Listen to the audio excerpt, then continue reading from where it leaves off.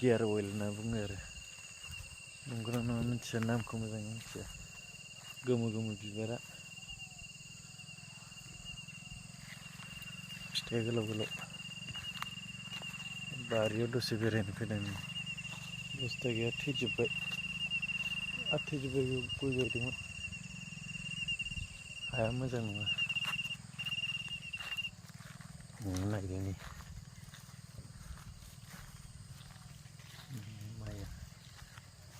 माइया देग्लाय मोजां जायाखै फुरा गायजेननायनिफ्राय बेमार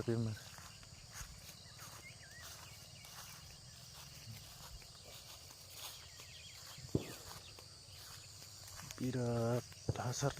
होदोंमोन नङाबा बेयाव आलु गायनाय भिन्दि गायनाय थेवब्लाबो जायासै आरो मोजां बेमार नांदों एम्फौआ जाथ'वाखै दा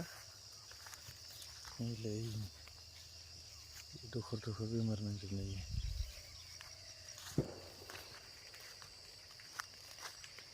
मोनहांबाय आरो सानथामसोबानो हाजासिगोन आरो जोंथिं ओंखारस्लाबनो हायासै ओमफ्राय होमबाबो ओंखारबाय ओंखारनायालाय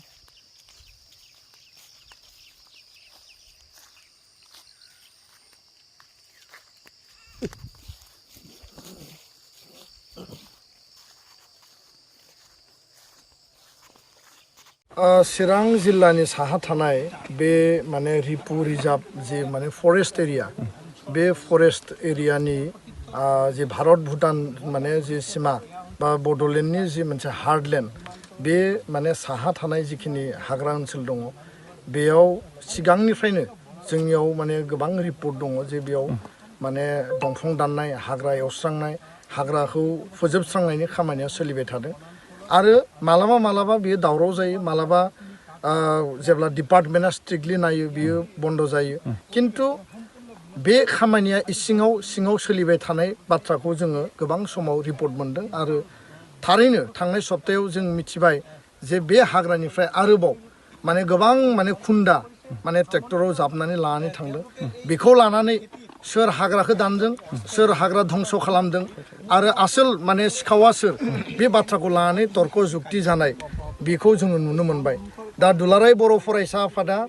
माहारिनि जिहेतु जोंहा बिबान दङ बे ओनसोलाव थानाय बर' फिसा बर' आइ आफाजों लोगोसे गुबुन हारि माहारि थांना थानायनि थाखाय हाग्रा ओनसोला जोंनि थाखाय गोनांथार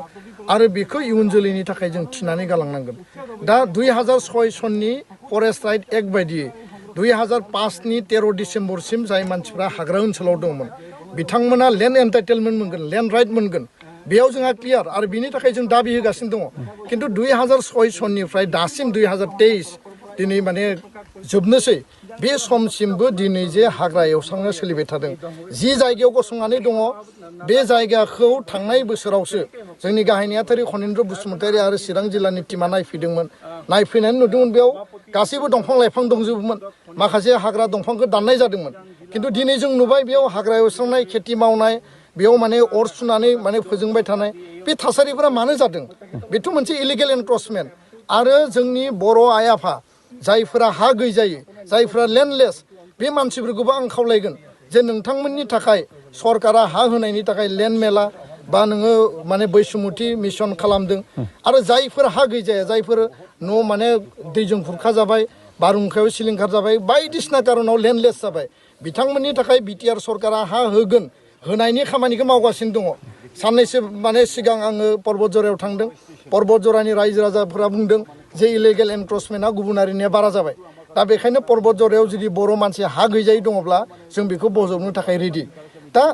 बेबादि एसेबां मोनसे सुबिदा थासेयावबो मा कारनाव बबे कारनाव दिनैनि समावबो बे रिपु रिजार्भ ओनसोलखौ एवस्रांनानै धंस खालामनायनि खामानिखौ मावदों दा बेखायनो चिरां जिल्ला एबसु माने टेनदुवार दखरा एबसु सान्तिपुर इउनिट कमिटि मिरु आफादजों जयै नायनो फैदों सरजमिन तदन्त खालामनो फैदों फेक्ट फाइन्डिं खालामनो फैदों आसलते हाग्राखौ सोर दानदों मानो दानदों धंस खालामनायनि एजेन्डाया मा आरो बेयाव सोरनि माने षड़यन्त्रआ सोरनि कनस्पिरेसिया सोर सिखाव सोर माने दंफां सुरां माने खामानि मावग्राफ्रा दिनै मावगासिनो दङ दुलाराय बर' फरायसा आफादनिफ्राय जोङो स्ट्रंलि जोङो बुंदों जे दंफां दाननाया बन्द जानांगौ हाग्रा एवस्रांनाया बन्द जानांगौ हाग्रायाव एनक्रोच खालामनाया बन्द जानांगौ बेखौ कुनु कारनाव सैज्य खालामनाय जानाय नङा आरो बिनि थाखाय गोनां जायोबा दुलाराय बर' फरायसा आफादा 500 जन भलन्टियार दोननानै बे हाग्रा ओनसोलखौ नेनायनि खामानिखौ जों मावनो बाध्य जागोन आरो बे जायगानिफ्राय आसामनि गिबि मन्त्रि डक्टर हिमन्त बिश्व शर्माखौ खावलायदों बिटिआरनि मानगोनां चिफ प्रमद बर' बिथांखौ खावलायदों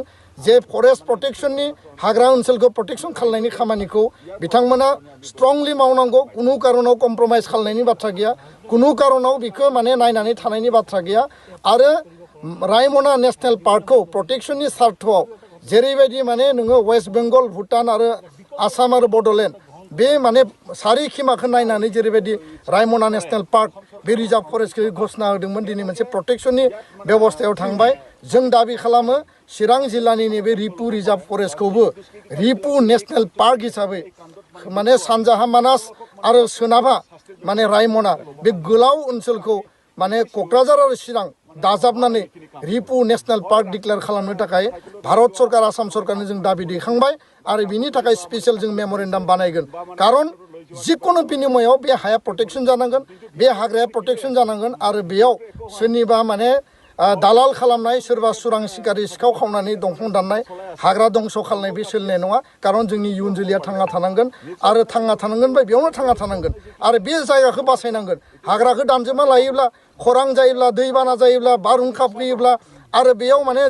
माने हा खुरखानाय जायोब्ला जों बहा थांनानै थागोन जोंनि ओनसोलाव जुदि हाग्रा गैयाब्ला दिनै गुवाहाटिया पलिउसनजों थानो हायाखै दिल्लीया पलिउसनजों थानो हायाखै मोनसे समाव बे जायगाया मा जागोन बे माने बिनि जि माने वाटार लेभेल दिनै माने 20 फुट 30 फुटाव जों बेयाव दै मोना बिनि थाखाय 400 500 फुट बरिं खालामनांगोन सोरनियाव 10-20 लाख थाखा दङ जे बेयाव बरिं खालामनानै जों दै मोनलोंगोन बे बाथ्राफ्रा जोंनि थाखाय बिराद साननो गोनां दा बेखायनो जों खावलायदों दुखु मोनदों दिनै